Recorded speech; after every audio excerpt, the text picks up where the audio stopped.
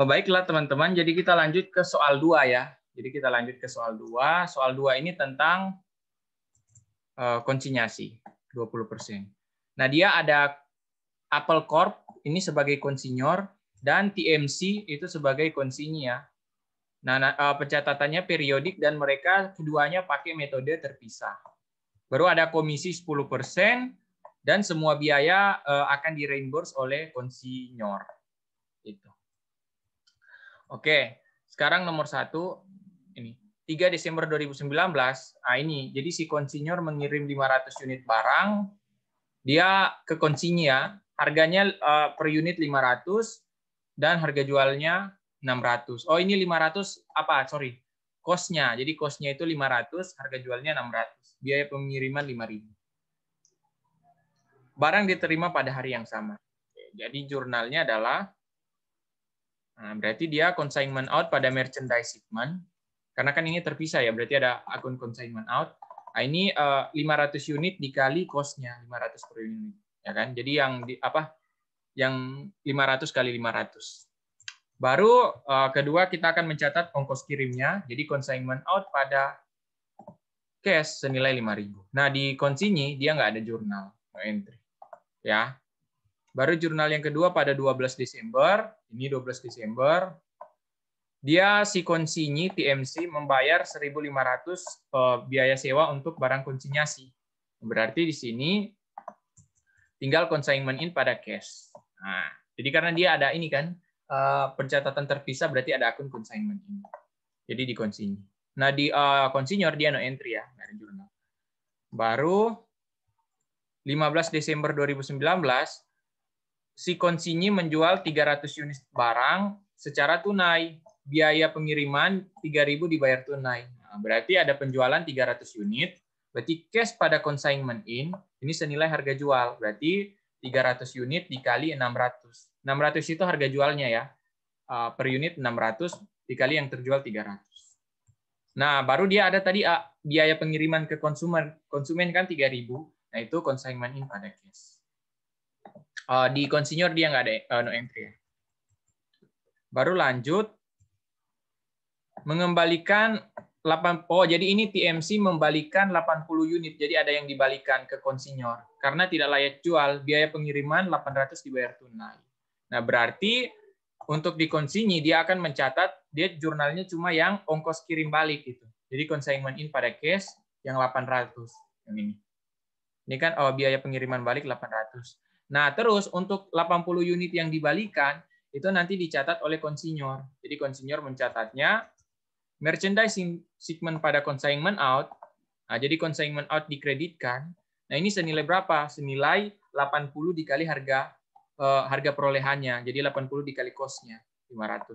Ya kan 80 kali 500. Baru selanjutnya selain itu dia akan mengakui juga, ini dia akan mengakui operating expense dari yang 80 unit itu. Jadi 80 kan yang dibalikan, 80 per 500 karena kan total unitnya itu kan yang dikirim awal 500 unit. Nah, yang dibalikan 80, berarti 80 per 500 dikali. Nah, ini apa? Ini adalah ongkos-ongkosnya. Jadi ongkos yang sebelum-sebelumnya udah dicatat. Yang mana sih dia? Yang ini 1.500 dengan yang mana dia? Yang ini nih. Apa namanya? Break out awal. Jadi yang yang 5.000 ini, yang 5.000 kan. Nah, itu diproporsikan. Jadi 5.000 dengan yang ini. Jadi ini 5.000, ini kan 5.000 dengan yang 1.500 biaya sewa itu diproporsikan 80 per 500 dikali mereka. Jadi hasilnya adalah 1.040 itu menjadi operating expense. Dibaliknya pada apa? Dibaliknya pada consignment out. Ya. Itu lanjut. Nah, ini biaya sewa gedung dengan apa? Dengan biaya ongkir, tapi ongkir yang ini ya, ongkir yang pertama ini yang 5.000 ini. Nah, untuk yang ongkir yang ini mungkin ada yang tanya, terus yang ongkir yang 800 ini nanti dicatat nggak? Nah, ini nanti dicatat di konsinyor, tapi nanti di akhir. Jadi barengan sama cash remittance.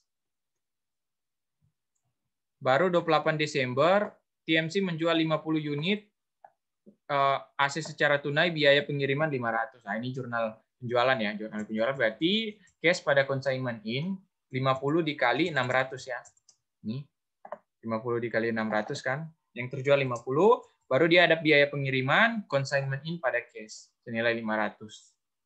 Oke. Terus lanjut.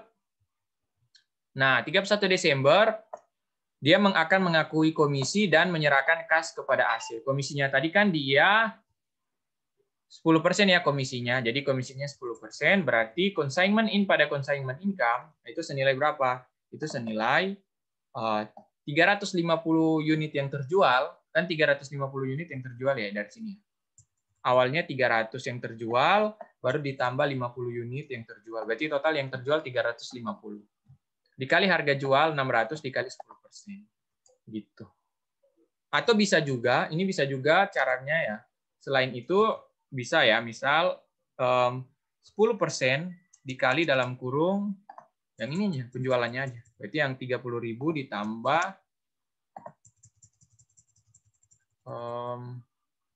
ini 180.000. Harusnya sama ya, harusnya hasilnya sama. Gitu ya, komisinya ini. Oke, baru habis itu dia akan membalikan kas. Ini sebenarnya kas yang dibalikin itu caranya tinggal ini aja sih. Jadi sama dengan, nah ini saldo consignment in. Berarti awalnya, mana dia? Yang ini 180.000. Jadi yang dikredit itu positif ya, dikurangi. Nah dia, kurangi yang di debit mana? Ini 1.500. Baru dia dikurangi 3.000, ini 3.000. Gimana lagi? Baru dikurangi 800, baru dikurangi, ditambah 30.000, dikurangi 500, baru dikurangi 21.000. Oke, hasilnya 183.200. Gitu ya. Atau ambil dari ini mereka hitung manual sih. 27 mana? Nah, ini 183.200. Ini ya. Jadi saldo consignment in-nya aja yang cash diserahkan. Gampangnya ya. Nah, nanti di consignor dia mencatat, tentu karena ini harus sama ya. Cash-nya kan diserahkan 183.200, berarti dia menerima cash 183.200. Kemudian, nah, ini dia akan mencatat semua expense consignment. Nah, yang tadi yang 800 ini, yang apa namanya? Yang 800 ini, yang ongkos kirim balik 800, mana sih dia? Yang ini. Nah, dia kan biaya pengiriman balik ya, berarti kan tidak terjual. Nah, ini dia menjadi expense itu yang 800. Jadi yang 800 mana sih dia?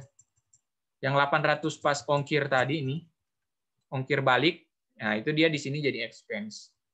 Baru sisanya ini jadi apa namanya? Jadi consignment out. Sebenarnya ada cara ini sih. Ada cara kalau Pak RTH itu dia ada cara yang istilahnya cara simple. Biar kalian nggak malas-malas nulis. Jadi besok ini kan consignment out ini senilai apa? Sebenarnya 210.000 itu kan senilai penjualan ya. Penjualan itu dari sini. Jadi ini alternatif ya. Jadi 180.000 ditambah dengan penjualan yang 30.000. Nah, berarti kan 210.000 kan.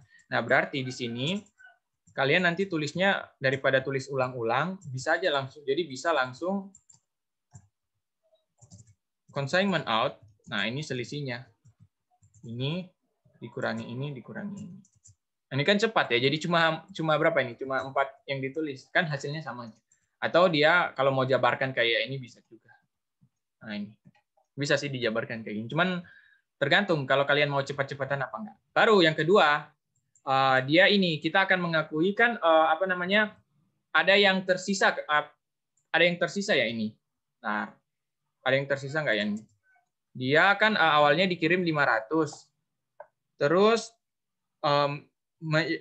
terjual 300, dibalikin 80. Terjual ini 350, dibalikin 80. Berarti ada sisa berapa itu kalau di total? Coba kita lihat. Berarti ini dia.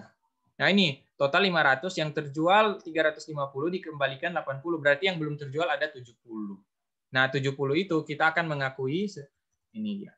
Nah, jadi yang 70 belum terjual itu yang merchandise shipment-nya di debitkan. Senilai apa? Nah, yang belum terjual dia cuma cost-nya itu cuma 3. Jadi yang pertama ada COGS, breakout awal. Ini breakout awal ya. Jadi breakout awal. Jadi yang 5.000 itu breakout awal. Nah, ini biaya pengiriman awal. Nah, itu di prorata. Jadi sama dengan 70 per 500 total kan dikali 5.000. Baru yang ketiga ada biaya sewa gudang. Sewa gudang itu adalah 70 per 500 dikali 1.500. Nah, untuk yang ini biaya pengiriman ke konsumen dengan komisi dia nggak di ini ya, nggak di apa namanya, nggak dimasukin ke yang belum terjual karena kan belum terjual, namanya aja belum terjual berarti belum mengakui komisi kan. Nah, berarti cuma 3 komponennya yang di sini. COGS, breakout yang awal 5.000 itu diproporsikan dengan yang sewa gudang. Gitu. Ini jurnal yang kedua. Baru jurnal yang ketiga adalah kita akan mengakui consignment income, tapi sepertinya mereka di sini ada sedikit salah ya consignment income. Jadi consignment income itu berarti yang dari yang terjual ya. Dari yang terjual ini. Cuman, nah ini yang perlu diperhatikan, ini biaya pengiriman retur 800 dia nggak masuk ke perhitungan consignment income ya. Jadi 800 ini nggak masuk ke perhitungan consignment income yang ini, yang di sini. Dia nggak masuk 800 karena kan dia retur. Jadi retur itu kan bukan yang terjual kan, berarti 800 dihapus. Nah, jadi consignment income-nya itu yang benar harusnya 5.950. Ya, 5.950 harusnya yang benar. Oke. Nih. Gitu. Terus nah di sini ini juga ini harus dihapus 800. Jadi 5.950. Gitu ya. Oke, ini cuma itu yang aku tandain tadi ya, yang biaya pengiriman retur ini nggak usah dimasukin ke ini mencari perhitungan consignment income. Itu sekian, cepat juga ya ternyata untuk yang ini ya, soal ini. Oke, sekian, terima kasih.